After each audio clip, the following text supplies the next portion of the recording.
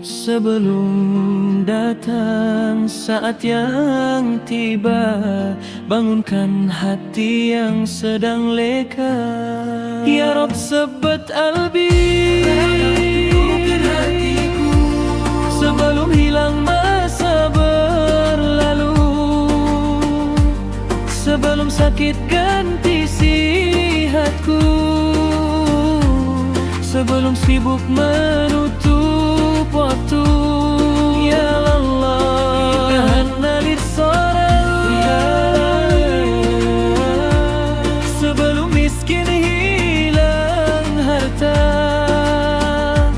sebelum tua lemah tak berdaya, sebelum mati persiapkan jiwa.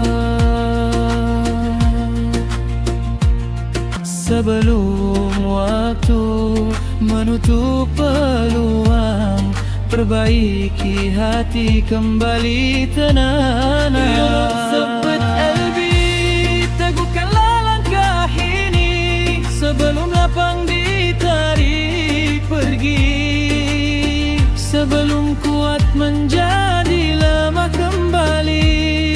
Ya Allah,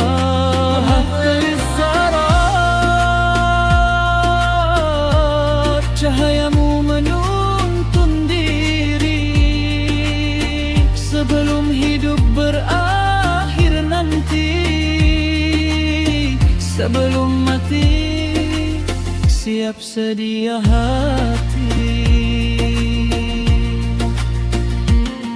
Sihat muda kaya lapang hidup, semuanya hadiah yang bakal lenyap. Gunakan sebelum ia hilang, itulah pesan Nabi yang terindah. Ya Rabb, semalam ku kembali menjadi rekamu. Ya Allah, dana lis-salah, pimpinlah hatiku selalu sebelum tiba saat terakhirku. Izinkan aku pulang dalam iman